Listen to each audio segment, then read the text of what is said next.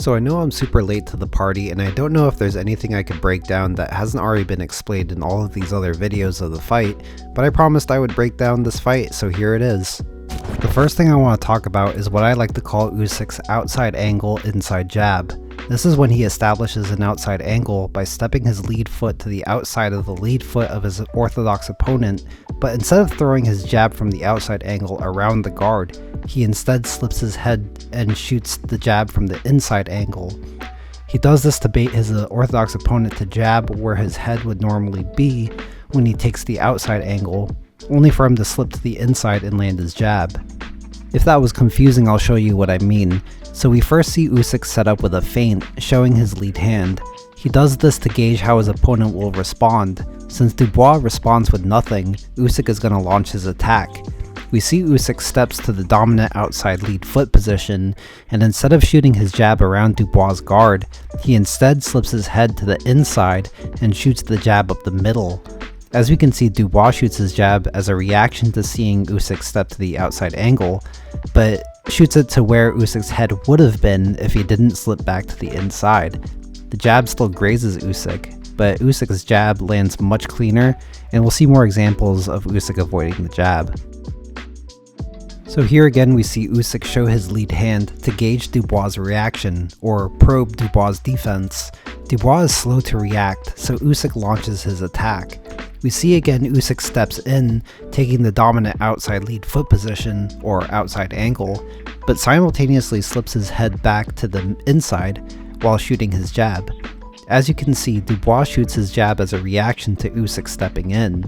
Usyk knows his opponents will try to counter his step in by making him step into a jab, but the inside slip from Usyk allows him to avoid the jab and land his own up the middle. This is such an unorthodox technique he used to catch Anthony Joshua off guard several times as well with it. And here's the best example of Usyk landing this trick. Again we see the lead hand feint from Usyk. He sees Dubois doesn't react, so Usyk steps to the outside angle, which draws out the counter jab from Dubois, and slips his head to the inside to avoid it, while throwing a jab of his own. This technique is so unorthodox and rarely seen from southpaws because slipping to the inside of punches is very dangerous, since it puts your head in line to be hit with your opponent's other hand. That's where the outside angle step from Usyk comes into play. The step to the outside draws the orthodox jab out and lowers the risk of him walking into a right hand. However, Usyk really only had success with this signature trick in the first round. After the first round, Dubois made an adjustment. You see, Usyk was able to get these jabs off because he would quickly read Dubois' lack of a reaction to his lead hand feint, and then he would capitalize on the opening. Dubois came out in round 2 and began throwing punches in reaction to Usyk's feints instead of not reacting like he did in round 1.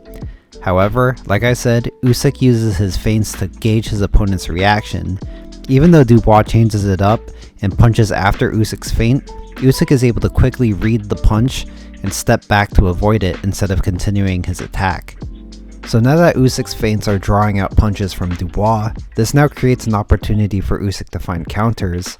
We see here Usyk feints, which draws out the attack from Dubois. Usyk steps back to not only avoid the attack, but to analyze what Dubois' attack is. Dubois shoots a right hand and completely overextends, bringing him out of stance. Usyk, being the intelligent fighter that he is, takes note of it so that he can exploit this later. Just later in the round we see the same thing. Usyk feints and Dubois bites on it. Usyk recognizes the attack and steps away, hoping to make Dubois overextend with a right hand again. And just like the last time, Dubois overextends with the right hand, and this time Usyk was ready, as you see the counter. The thing is, Dubois learns his lesson and doesn't fall for the feint trick again. Here you see Usyk feint, and Dubois reacts not by punching again, but by taking a small step back to defuse any attack Usyk might launch. Then he steps back in so that he doesn't give up the real estate to Usyk or allow him to back him up to the ropes. So now Usyk has to find more ways to exploit Dubois' defense. And so there's actually 3 more ways Usyk found to land punches on Dubois that I want to talk about. The first way is actually not too different from the original way of feinting to draw out the right hand and stepping back to make him overextend. Usyk knew that if Dubois was overextending with his right hand trying to counter the feints, he'll probably still overextend with it at other times, like starting his offense. Like here you see Dubois come in with a jab, which Usyk pulls from to make it fall short. Usyk goes for a counter right hook, which also falls short. This puts Usyk in a position to be countered, and he knows he's open for Dubois' right hand. So the right hand comes, Usyk steps back, and once again this makes Dubois overextend, and Usyk counters Dubois as you see he's squared up from the overextension of his right hand, bringing his rear foot forward. The second way I think is the most interesting way, and that is punishing Dubois for cutting the ring off incorrectly, stepping with the wrong foot. You see in this situation, Usyk is circling to his left or towards Dubois' right. In order to cut the ring off, Dubois must mirror Usyk by stepping in the same direction, which is to his right. The fundamental way to move in any direction is to step with the same side foot first. In other words, to move right, you need to step with your right foot first. However, we see Dubois steps with his left foot first, bringing him into punching range before he is able to set his feet by stepping his right foot over. And as you can see, Usyk punishes him before he's able to set his feet. If Dubois stepped with his right foot first, which is the proper way to move right, his feet would be set once he steps his left foot into punching range. And the third way is to simply mix up the trajectory when he throws his left hand. You see Usyk goes to throw a left hand, and Dubois reaches out with his right hand to try to parry, which is what he thinks is a straight left hand. This is a fundamental mistake to reach for punches.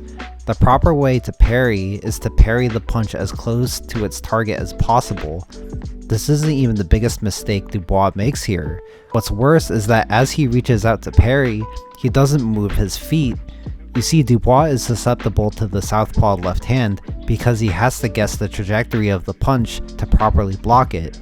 If he were to step back, he wouldn't have to guess, as it would make the punch miss no matter the trajectory.